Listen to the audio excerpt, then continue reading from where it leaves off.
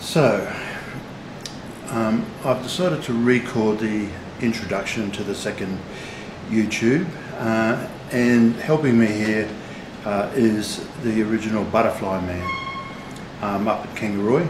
We're actually at the Kangaroo Museum, as it happens.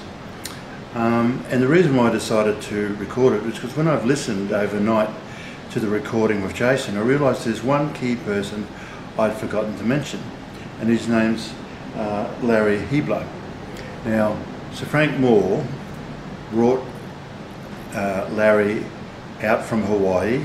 He's now passed away, and I've actually read his obituary, well, obituaries actually, because there were several, and he was a world expert on resorts.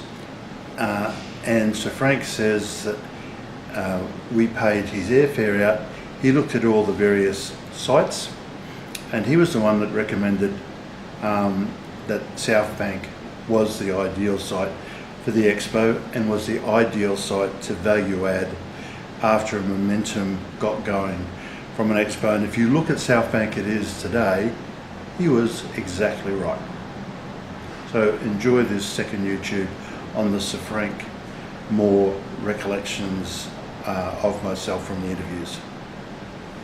So it was Jim Kennedy that you were talking about, and he was a board member of Queensland Tourism and Travel Corporation.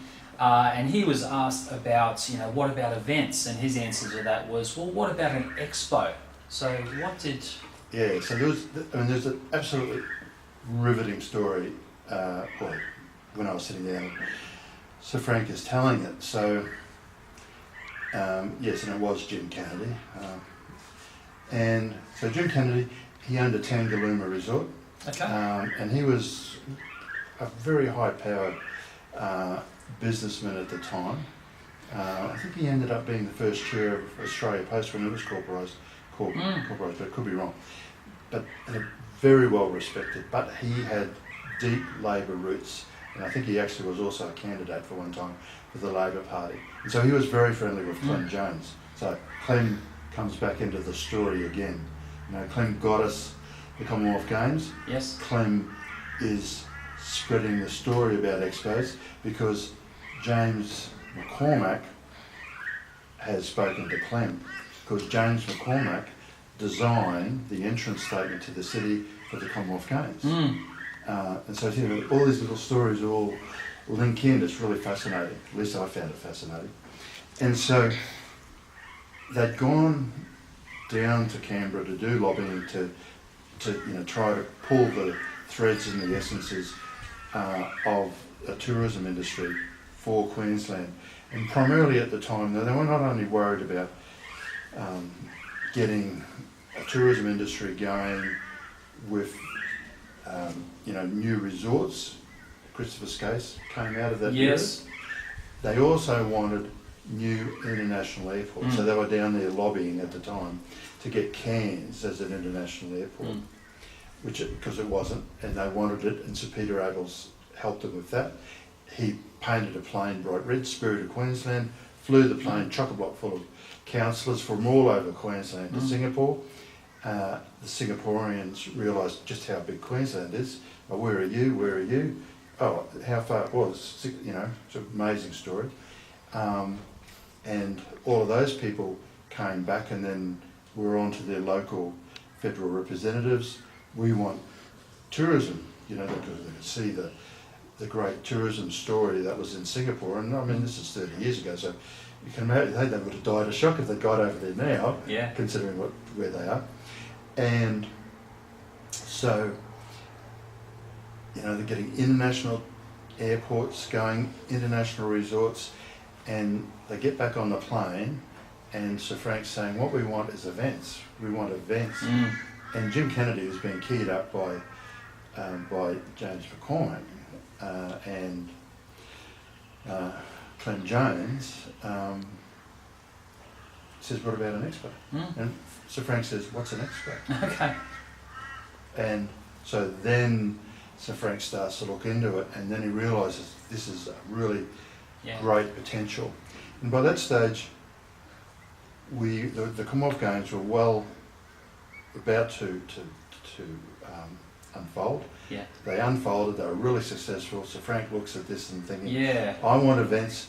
There's a team that have run a great international event. So the Queensland Tourist Travel Corporation actually employed the bones. Yeah, I'm sure they would have all been emboldened by the success of the 82 games. Exactly. Well, I don't think we would have got a World Expo. Yeah. If we hadn't had a track record, if we just rolled up Yeah. without anything, we would never have got Yeah, it. it runs on the board. Well, that's right. And this is why now, you know, the memory, what the work you and I are doing, and John McGregor Yeah. and lots of others about remembering Expo 88 is so important, because it just proves, yes, okay, Queenslanders can manage, you know, a significant event Yeah. and, you know, bring it all together. And so Frank hired, so the key person out of all that's Bob Minikin. Yeah. And then they've got the ability to analyse what James McCormack has been talking about, because James is sitting there with,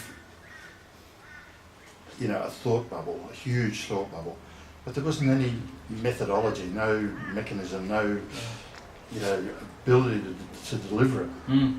And so, yeah, what his role was important as a gadfly, but can't really see it being, you know, doesn't have any more gravitas than that. And I can now understand why Sir Lou Edwards was always a little bit dismissive of the role in the whole package. But when you go back and look at it, James was, you know, omnipresent through it. He was right through the whole narrative, constantly there, right across the board. Yeah. We must get it, we must get it, we must get it. But you know, it didn't actually get us at what really got us the Expo was the work that Sir Frank then started to set in place. Yeah. Because he then had the desire, well, I want to get a tourism industry going, Yes. and, you know, I've got the mechanisms, And catalyst for it. but then they had to work out just, well, how are we going to fund this silly thing, Yeah. you know?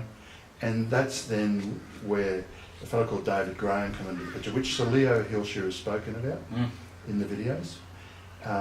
And he conceptualised that, okay, if we've got a big enough footprint of land that we've basically nationalised, for want of a better word, and we rezone it into the proper use for a tourism resort type facility, the value add on the way through after establishing the arrangement from an expo will mean that we should be able to sell the land and get all the money back that we're short out of the ticket sales and venue hire and everything else.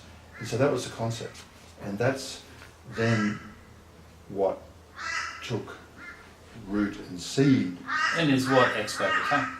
Well, yeah. Well, except for the fact that People Power then turned around and said, oh, you're not selling it. Yeah, of course. Which has turned out great.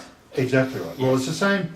Sir Leo Hilshire, in his interviews, I mean, he's basically said that the return to the state of Queensland from that 200 million is 10, 20 multiple in dollar terms. Anyone who goes to South Bank can see that value. Yeah. So it was just lucky that we were so. I don't think they could do it today because the state debt is just so high, and I don't think the rating agencies would take a favourable view of a risk, of a punt like it was.